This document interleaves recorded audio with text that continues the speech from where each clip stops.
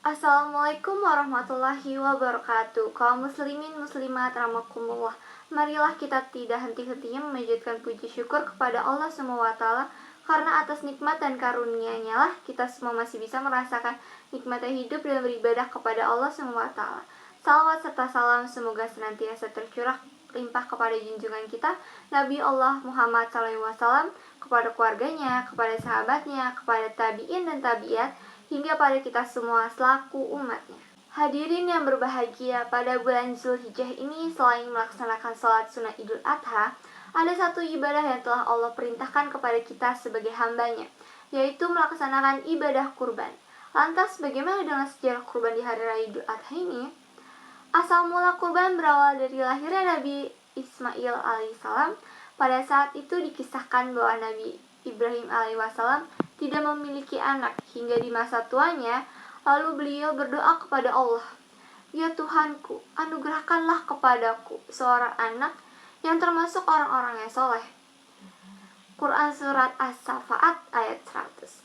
Allah SWT mengabulkan doa Nabi Ibrahim dengan menganugerahkan seorang putra yang diberi nama Ismail. Sewaktu Nabi Ismail mencapai usia remaja, Nabi Ibrahim alaihissalam mendapatkan mimpi bahwa ia harus menyembelih putranya Ismail. Maka perintah yang diterimanya dalam mimpi itu harus dilaksanakan oleh Nabi Ibrahim. Nabi Ibrahim pun akhirnya menyampaikan isi mimpinya kepada Ismail untuk melaksanakan perintah Allah untuk menyembelih Ismail. Dengan tingkat keimanan yang luar biasa, Nabi Ismail ikhlas melakukan apa yang telah Allah SWT perintahkan, dan beliau berjanji kepada ayahnya akan menjadi seorang yang sabar dalam menjalani perintah itu. Sungguh mulia sifat Nabi Ismail, bukan? Allah SWT memujinya di dalam Al-Quran, dan ceritakanlah hai Muhammad kepada mereka kisah Ismail yang tersebut di dalam Al-Quran. Sesungguhnya ia adalah seseorang yang benar janjinya, dan dia adalah seorang Rasul dan Nabi. Nabi Ibrahim lalu membandingkan Nabi Ismail dan bersiap melakukan penyembelihan. Nabi Ibrahim dan Nabi Ismail nampak menunjukkan keteguhan, ketaatan, dan kesabaran dalam menjalankan perintah itu. Saat Nabi Ibrahim hendak mengayunkan pedang, Allah SWT menggantikan tubuh Nabi Ismail dengan sembelihan besar, yakni berupa domba jantan dari surga yang berwarna putih, bermata bagus, dan bertanduk. Hai Ibrahim, sungguhnya kamu telah membenarkan mimpi itu. Sungguhnya demikianlah kami beri balasan kepada orang-orang yang berbuat baik. Sungguhnya ini benar-benar suatu ujian yang nyata, dan kami tembus anak itu dengan seekor sembelihan yang besar. Quran Surat Asy-Syafaat ayat 104 sampai dengan 107. Dari sinilah asal permulaan sunnah berkurban yang dilakukan oleh umat Islam pada tiap hari raya Idul Adha di seluruh penjuru dunia. Sementara kurban berasal dari bahasa Arab, kurban yang berarti dekat.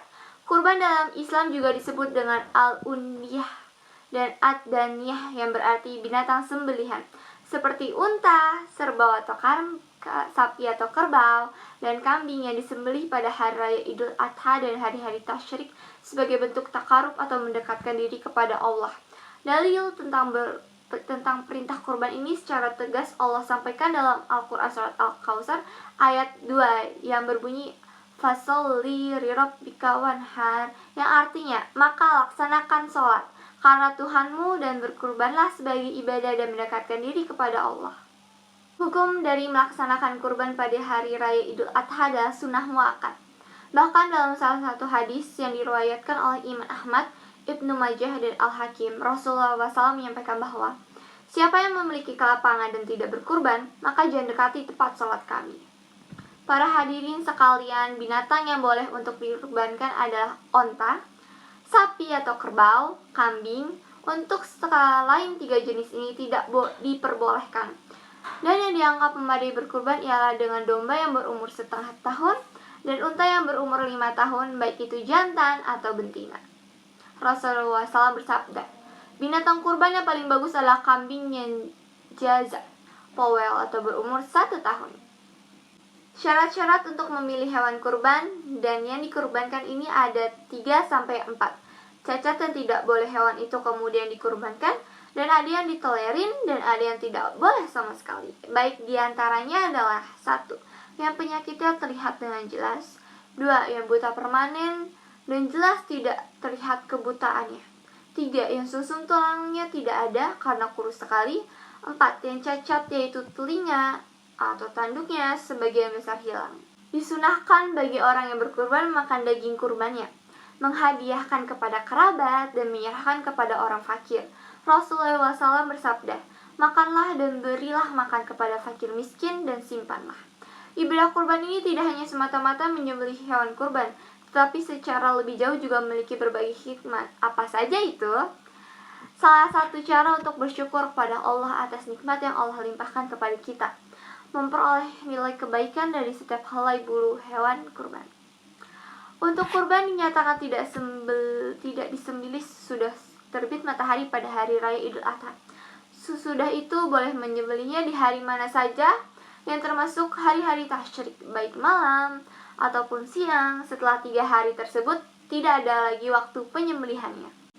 Dari Zaid bin Arqam, ia berkata, wahai Rasulullah SAW, apakah kurban itu? Rasulullah pun menjawab, kurban adalah sunnahnya bapak kalian Nabi Ibrahim. Mereka pun bertanya lagi, apa keutamaan yang kamu akan peroleh dengan kurban itu? Rasulullah pun menjawab, setiap satu helai rambutnya adalah satu kebaikan.